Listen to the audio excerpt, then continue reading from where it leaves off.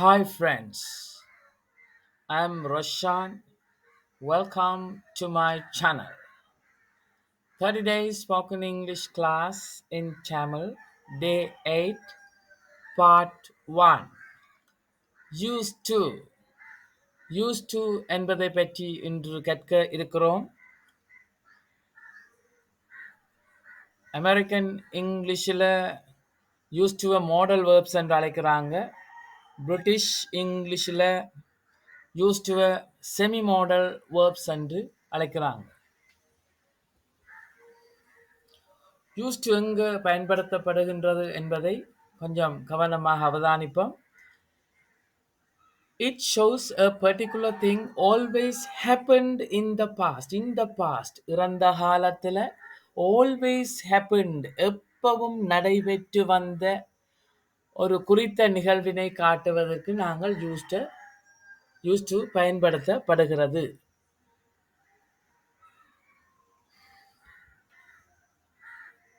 used to I, you, we, they, he, she, it எல்லாவற்றுடனும் பயன்படுத்தப்படுகிறது.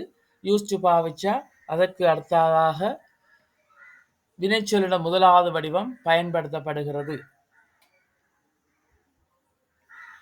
உதாரணமாக, for example, I used to work in a company. நான் ஒரு கம்பெனியில் வேலை செய்து வந்தேன்.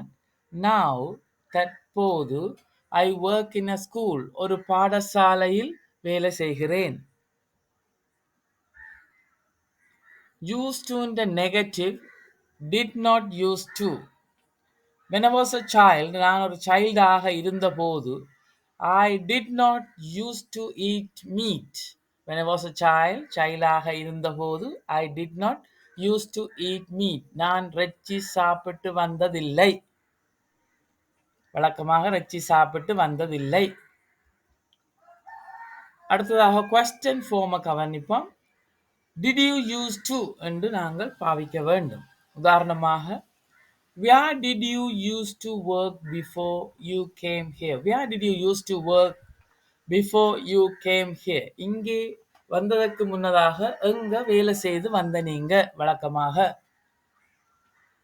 Where did you used to work before you came here?